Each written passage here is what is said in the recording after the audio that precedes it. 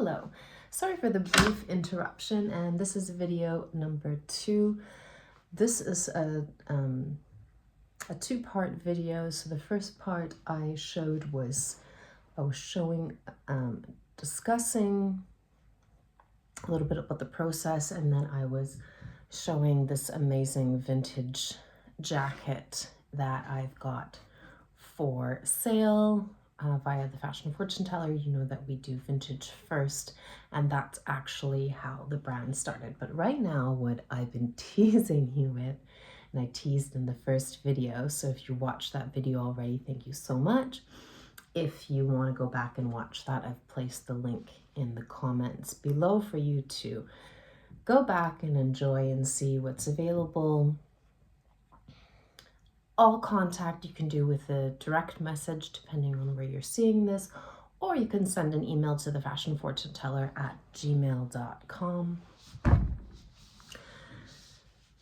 This is the introduction of Lele Light, and I think she's been introduced subtly, and she's been sort of in the background. She's been behind the clouds. She's been coming through the tornado. She's been coming through like a bolt of lightning in the storm, and she's really the prerequisite to create that krama. So in yoga there's a word called krama, and it's the deep sequential order of the universe, and it's like the chaos before destruction. So she's here to sort of like clear the path.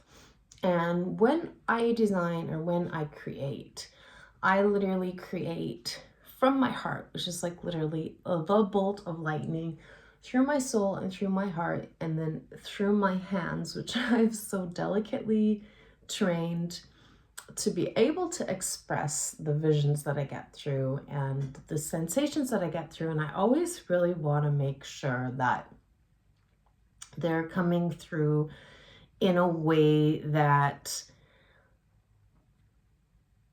it's genuine from the experience that I had. It's genuine that the codes are coming through, the healing is coming through, the magic is coming through, and the frequency that I'm working at is coming through. Okay, so I'm going to draw you a little surprise, and it's actually going to be a surprise for me too. So there's different ways that I get my visions, and sometimes it will be in a dream, or sometimes it will be like a figurine standing in front of me, and sometimes it's just like I roll the dice and something comes out in it. I'm not sure. So there's different ways that different mediums that I use. I've used like oil paint, I use pencils, I use markers.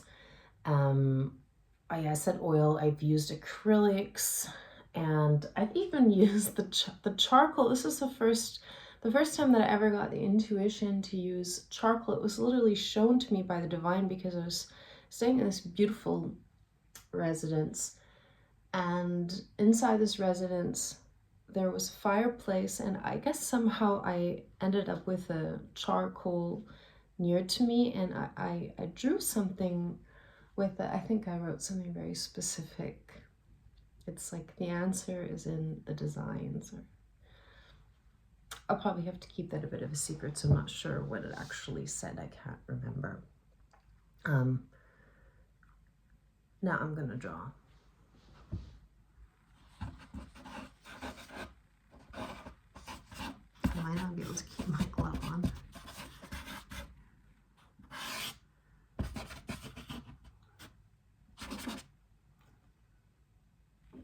Okay, so I think I do have to take it off. It's my age. So I have to wash my hand after. So.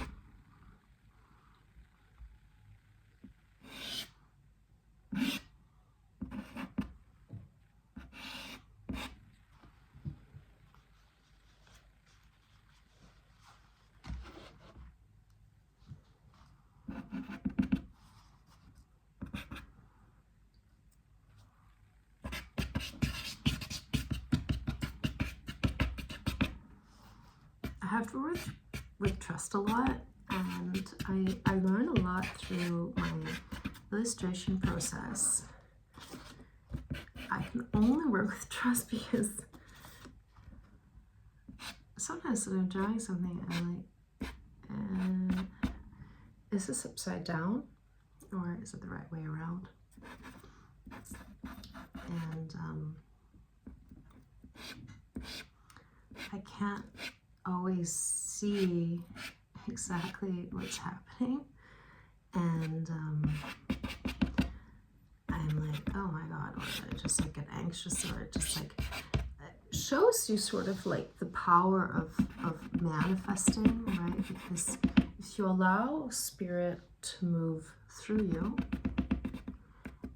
he, spirit, will surprise you and give you, the blessings and the fruits.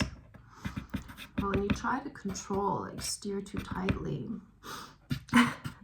sometimes you ruin what's actually being shown to you, what's actually coming through, what's actually meant for you.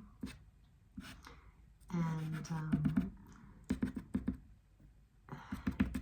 for me, yeah, I may look like I'm doing something. It's a very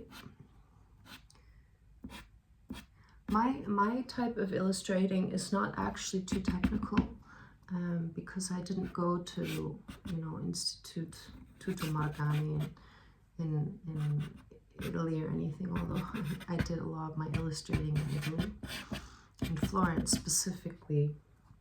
I think really where my drawing gifts came online, and that was really written in my soul blueprint. And sometimes when your soul's gifts want to come out, you have to be careful who you're around. You want to be in a sort of incubation, because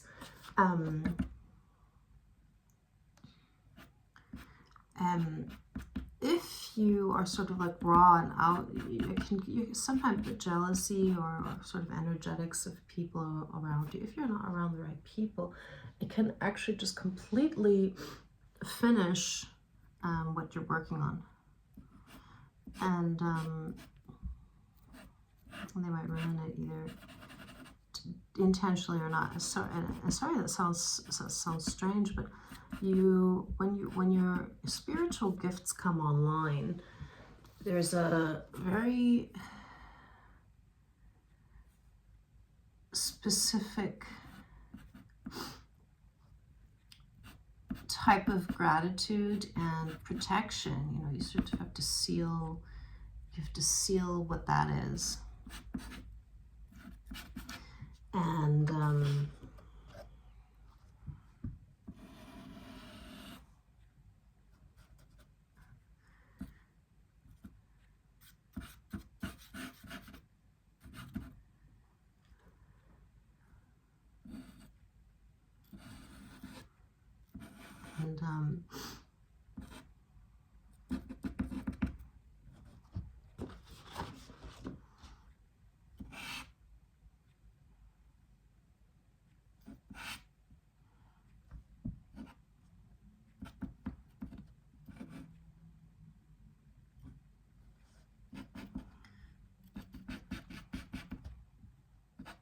just got a little bit of a surprise here as well, how this is actually going to work out.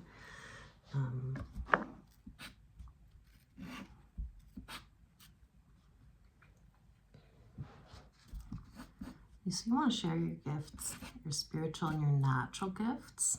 So your natural gifts, you can be, it can be God-given, written in your soul's blueprint, written in the stars, written in your astrology. But if there's an inaction and you don't use the gift, and you get the gift, you acknowledge the gift, and then you want to share it with the world, if you stop the gift from exploding, from expanding, from, seeing like a bomb exploding, like a lava exploding, like an airplane taking off, like a rocket taking off, you have the power to pull the brakes or really hit it on the throttle. So you got to keep doing. You got to keep going. You got to keep practicing your gift. So even if you fall down, it's like you're learning to ride a bicycle, you fall down, or like you hit your knee on the asphalt, or you're going rollerblading the first time and you have a wipeout, or you are on skates for the first time and you fall back.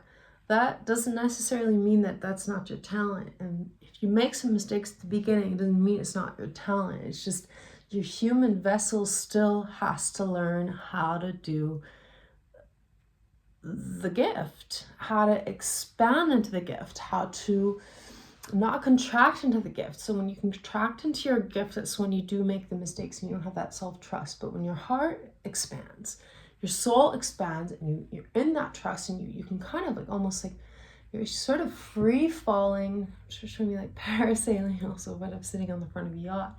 You trust that that yacht's going to hold you. You trust that that parachute's going to hold you.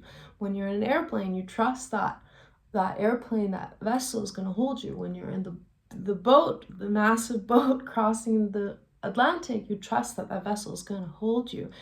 It's the same that your physical vessel has to be executing your gift.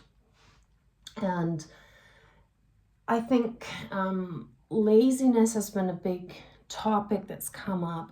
You've got to learn to also relax and go into a state of, it's sort of like I'm being shown like a trance, so that you can begin to tune into the power of your soul and then expand out from